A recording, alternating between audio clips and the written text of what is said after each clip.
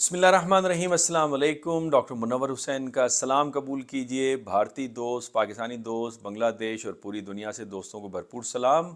نظام جمہوریت جو دنیا کا مستحکم ترین نظام سمجھا جاتا ہے اور معاشی خوشحالی کا ضامن سمجھا جاتا ہے، کیونکہ یہ اسٹیبلٹی لاتا ہے۔ اسٹیبلٹی کی جو بنیادی وجہ ہے، اکثریتی لوگوں کی رائے پر مبنی حکومت، جسے لوگوں کی سپورٹ حاصل ہوتی ہے، حمایت حاصل ہوتی ہے، جس کی وجہ سے پرامن سوسائٹی یا معاشرے کا وجود آگے چلتا رہتا ہے۔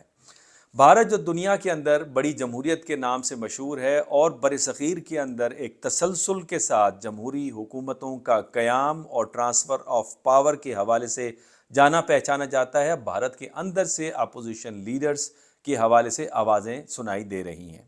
اپوزیشن لیڈرز یہ کہہ رہے ہیں کہ بی جے پی کے علاوہ اس دفعہ الیکشنز میں لیول پلینگ فیلڈ سے ساری پولیٹیکل پارٹیز کو محروم رکھا جا رہا ہے اور پری پول ریگنگ کی جا رہی ہے۔ اس حوالے سے اگر بی جے پی کی آپ پالیسیز کا تجزیہ کریں تو اس حوالے سے 3 بنیادی حکمت عملیاں بی جے پی کی پالیسیز میں نظر آتی ہیں۔ پہلی معاشی حکمت عملی، دوسری قانونی اور سیاسی حکمت عملی، اور تیسری نفسیاتی حکمت عملی۔ معاشی حکمت عملی 29 مارچ 2024 یعنی پچھلے ماہ ہی بھارتی انکم ٹیکس نے اپنے نوٹسز جاری کیے اپوزیشن پارٹیز کو، جس میں سب سے بڑی پارٹی کانگریس کو نوٹس جاری کیا گیا، جس کے تحت انہوں نے کہا کہ 3,567 کروڑ روپیہ آپ جلد از جلد انکم ٹیکس کو جمع کرائیں۔ اس کے علاوہ سی پی آئی اور دوسری کمیونسٹ پارٹیز، ان کو بھی 15 کروڑ کے نوٹسز جاری ہوئے۔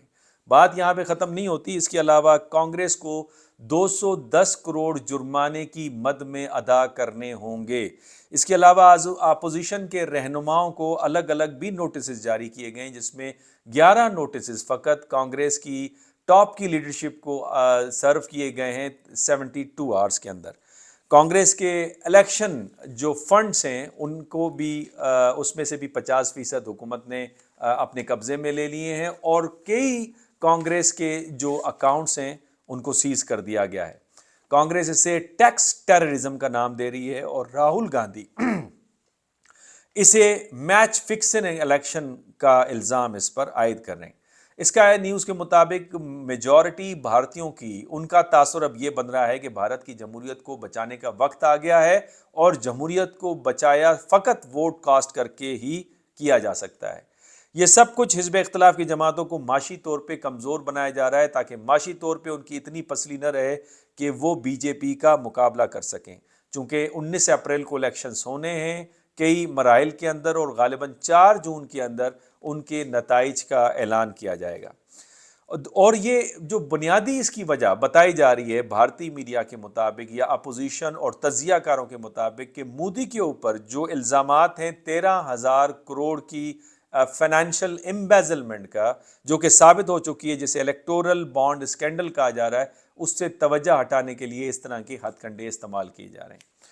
دوسری جو بڑی جو حکمت عملی ہے وہ قانونی اور سیاسی حکمت عملی ہے۔ اس حکمت عملی کے تحت حزب اختلاف کے رہنماؤں کی گرفتاریاں جاری و ساری ہیں، ان کو عمل میں لایا جا رہا ہے، جس میں جو دہلی کے وزیر اعلیٰ ہیں اروند کیجریوال، جو کہ سب سے مشہور اور مودی کے مقابلے میں سب سے زیادہ مضبوط لیڈر ہیں، جو کہ بیوروکریٹ ٹرنڈ پولیٹیشین ہیں، اور اپنے سوشل ایڈمنسٹریٹو ریفارمز کی وجہ سے نہ فقط بھارت کے اندر پر پورے برصغیر کے اندر مشہور ہیں، اور ان کی عام پولیٹیکل پارٹی نے حکومت بنائی، انہیں پابند سلاسل کر دیا گیا ہے ایک فائنینشیل امبیزلمنٹ کے تحت۔ اور اس حوالے سے ان کے خلاف جو اہم گواہ ہے، وہ اہم گواہ وہی ہے جو کہ مودی جی کی پارٹی کے سب سے بڑے ڈونر ہیں۔ ان کے خلاف کارروائیاں جاری ہیں۔ کیجریوال کے علاوہ جھارکھنڈ جو کہ ٹرائبل چیف بھی ہیں اور ایک اور چیف منسٹر ہیں، ان کو بھی پابند سلاسل کر دیا گیا ہے، جس پہ راہل گاندھی کا کہنا یہ ہے کہ بھارت جل کر راکھ ہو جائے گا اگر مودی جی میچ فکس کر کے دوبارہ پاور میں آئیں گے۔ اس حوالے سے بڑی بڑی ریلیاں ہو رہی ہیں، اور راہل گاندھی کہتے ہیں اس باری اگر مودی جی کو نہ روکا گیا تو بھارت کا یہ آخری جمہوری الیکشن ہوگا۔ اس حوالے سے اپوزیشنز کی بڑی اجتماعات اور ریلیاں ان گرفتاریوں کے خلاف دیکھنے میں نظر آ رہی ہیں۔ تیسری بڑی حکمت عملی جو بھارت کی ہے وہ نفسیاتی حکمت عملی نظر آ رہی ہے۔ اور اس نفسیاتی حکمت عملی کے دو پہلو ہیں، ایک دیش رکھوالی تحریک اور دوسری مذہب کا استعمال۔ مذہب کے استعمال سے ذہن سازی کی جا رہی ہے، جو پاور کی ڈیفینیشن ہے کہ if one's control the minds and actions of others، اس کا مطلب اس کے پاس طاقت ہے۔ تو مذہب کے استعمال سے ذہن سازی کے ذریعے سے ذہنوں کو کنٹرول کیا جا رہا ہے، اسپیشلی نارتھ انڈیا میں جہاں تعلیم کی کمی ہے، جہاں پہ مذہبی انتہا پسندی آپ کو نظر آتی ہے، جہاں مذہبی نیشنلزم بھی آپ کو نظر آتا ہے، جبکہ یہ ایلیمنٹ آپ کو ساؤتھ انڈیا میں نظر نہیں آتا۔ دوسری دیش رکھوالی تحریک کے تحت مودی صاحب اس وقت پریشر بلڈ اپ کر رہے ہیں پڑوسی ممالک میں، اسپیشلی سری لنکا کے حوالے سے میں بات کروں گا کہ ان کا ایک آئیلینڈ ہے، ایک جزیرہ ہے کچھ تھیوو، اس پہ بھارت کا دعویٰ ہے کہ وہ اسے بھارت کو لوٹا دیا جائے۔ یاد رہے کہ 1974 میں اندرا گاندھی جب پرائم منسٹر تھیں تو انہوں نے ایک معاہدے کے تحت یہ جزیرہ ملکیت تسلیم کیا تھا سری لنکا کا۔ اب اس آئیلینڈ پہ بھارت کی نظر یہ انٹرنیشنل پرنسپل آف سوورینٹی کے خلاف ہے، اور بھارت کا ماننا یہ کہ چونکہ ہم نے معاشی آپ کو مدد کی ہے تو لہٰذا اس کے بدلے آپ اس جزیرے کو ہمارے حوالے کر لیں، اور اس کے ذریعے سے بھارت سری لنکا پہ اپنی اجارہ داری اور خطے میں اپنی ایک مضبوط پوزیشن بنانا چاہ رہا ہے۔ یہ اس خطے کے حوالے سے کوئی پہلی بات نہیں ہے، اس کے علاوہ پلوامہ ہمارے سامنے ہے، فالس فلیگ آپریشن، جسے ستیہ پال ملک نے کہا کہ مودی جی نے جان بوجھ کے پلوامہ ہونے دیا تاکہ اس کو سیاسی طور پر استعمال کر سکیں۔ اسی طرح 35A کا جو کینسلیشن ہے، ایبروگیشن ہے کشمیر کے اور میزورام اور ناگالینڈ کے حوالے سے، اس کا مقصد یہ ہے کہ ان علاقوں کو کسی طریقے سے کالونائز کیا جائے۔ تو یہ تین بڑی مثالیں نظر آ رہی ہیں جس سے کالونائزیشن کا پروسیس اور ایکسپینشن کا پروسیس جو اکھنڈ بھارت کا خواب ہے اس کی طرف قدم بڑھایا جا رہا ہے۔ اب ان پالیسیز کے نتائج کیا ہیں؟ بھارت کے لیے ان پالیسیز کے نتائج انتہائی خطرناک ہیں۔ پہلا یہ کہ اس سے جمہوریت کمزور ہوگی، کیونکہ اپوزیشن جمہوریت کے نظام میں ریڑھ کی ہڈی کی حیثیت رکھتا ہے۔ اپوزیشن کا کام گورنمنٹل پالیسیز کے گرے ایریاز کو آئیڈینٹیفائی کرنا ہے اور چیک اینڈ بیلنسز کے نظام کو مربوط رکھنا ہے۔ اگر آپ حزب اختلاف کو کمزور کر دیں گے، انہیں پاور میں نہیں آنے دیں گے، جس طرح مودی صاحب کا یہ ارادہ ہے کہ 400 سیٹس لیں اور 400 سیٹس لینے کے بعد قانون کے اندر، آئین کے اندر تبدیلی کریں، جسے کانگریس کہہ رہا ہے اگر آئین کو تبدیل کیا گیا تو بھارت کی اکائی پھر نہیں رہے گی۔ اس صورت کے اندر اگر اپوزیشن کو دیوار کے ساتھ لگایا جاتا ہے تو پھر حکومت میں بیٹھی پولیٹیکل پارٹی زیادہ پاورفل، زیادہ ایروگنٹ اور زیادہ کرپٹ ہوگی، جس سے حکومتی پالیسیز اور ریاست کو جو ہے زبردست قسم کا نقصان پہنچ سکتا ہے۔ دوسرا جو اس کا امپیکٹ ہے دیش رکھوالی موومنٹ کا، تحریک کا، اس سے بھارت کے خلاف جذبات خطے کے اندر ابھرتے ہوئے نظر آ رہے ہیں۔ اس کی مثال بنگلہ دیش ہے۔ بنگلہ دیش کے اندر انڈیا آؤٹ تحریک کا آغاز ہو چکا ہے اور زور پکڑ رہا ہے، جس سے حسینہ واجد کی حکومت کو خطرات لاحق ہیں، اور یہ بنیادی وجہ اس کی بنگلہ دیش کے لوگ یہ سمجھتے ہیں کہ بھارت ان کے سیاسی معاملات میں مداخلت کر رہا ہے۔ خالدہ ضیاء کو جیل میں ڈلوانا، اس کو ہروانا، حسینہ واجد کی دوبارہ حکومت میں ان کو لے کے آنا، اس میں بھارت کی مداخلت ہے۔ اس کے خلاف جذبات بنگلہ دیش میں اٹھ رہے ہیں اور وہ یہ سمجھتے ہیں کہ بھارت کو مداخلت ختم کرنی چاہیے، اور حسینہ واجد کی حکومت کے خلاف تحریک چلنے کا خطرات بڑھتے چلے جا رہے ہیں۔ اس حوالے سے اس تاثر کو مزید مضبوطی ملتی ہے جب حسینہ واجد، جو کہ اس وقت پرائم منسٹر ہے بنگلہ دیش کی، وہ بیان دیتی ہیں بھارت کے حق میں کہ اگر تم لوگ بھارت کے اتنے ہی خلاف ہو تو اپنی بیویوں کی ساڑیوں کو جلا دو اور بھارت کے مسالہ جات کا استعمال بند کر دو۔ اسی طرح کی ایک مثال مالدیو کی نظر آتی ہے، جو کل تک بھارت کے تاثر تسلط کے نیچے تھا۔ اس کی ڈیفنس پالیسی، اس کی فارن پالیسی بھارت بناتا تھا اور بھارت پر وہ ڈیپینڈ کرتا تھا۔ وہاں پہ بھی انڈیا آؤٹ موومنٹ چلی، اور یہ موومنٹ جو آگے بڑھ کر انڈین فورسز کو، انڈین ملٹری کو مالدیو سے نکالنے کی تحریک چلی، اور جس پہ محمد بیزو الیکٹ ہو کر آئے اور انہوں نے سب سے پہلا اعلان یہ کیا، ڈیڈ لائن دی کہ بھارت کے فورسز مالدیو سے نکلیں گے۔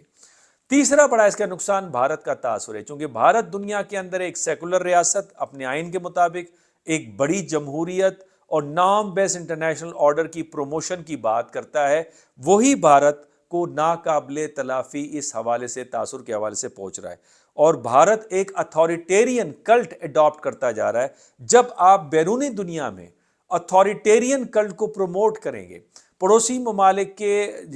حصوں پہ آپ نظر رکھیں گے اور اپنا حصہ سمجھیں گے، تو اس صورت میں اور اپوزیشن کو دیوار سے لگائیں گے تو پھر وہ ریاست گیریزن اسٹیٹ بن جاتی ہے۔ اور یہ میجر آرگیومنٹ تھا 1890 میں امریکہ کے اندر جب پریزیڈنٹ میکنلی کی حکومت تھی، تو اس وقت لوگوں نے، جس وقت کیوبا کو کالونائز، فلپائن کو کالونائز کرنے کی باتیں کی جا رہی تھی امریکن اکنامک پراسپیرٹی کو نظر میں رکھتے ہوئے، تو اس وقت اینٹی کالونائزرز کا آرگیومنٹ یہ تھا کہ اس سے آپ اپنی ریاست کو گیریزن اسٹیٹ بنا دیں گے، چونکہ آپ اتھارٹیرین کلٹ کو پروموٹ کر رہے ہیں۔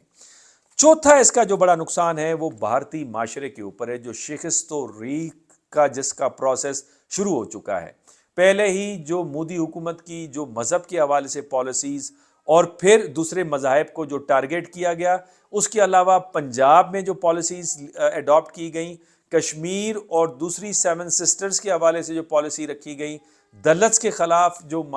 جذبات ابھارے گئے، سکھوں اور عیسائیوں اور مسلمانوں کے خلاف معاشرے کے اندر دراڑیں نظر آتی ہیں۔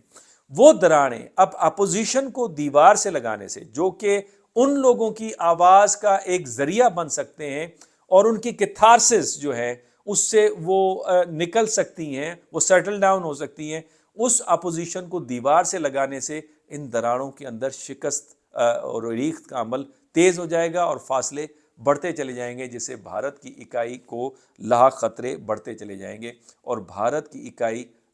جو ہے وہ نہیں رہے گی۔ اور اس کا آخری جو اثر ہوگا وہ بھارت کی معاشی ترقی پہ ہوگا، چونکہ بھارت خواب دیکھ رہا ہے دنیا کی تیسری بڑی اکانومی، اور اس میں کوئی شک نہیں ہے کہ بھارت کی بڑھتی ہوئی معاشی ترقی اور جو ویلتھ ہے وہ بھارت کے پاس آ رہا ہے، جو بھارت کو کامیاب کر سکتا ہے میجر پاور اسٹیٹس حاصل کرنے میں،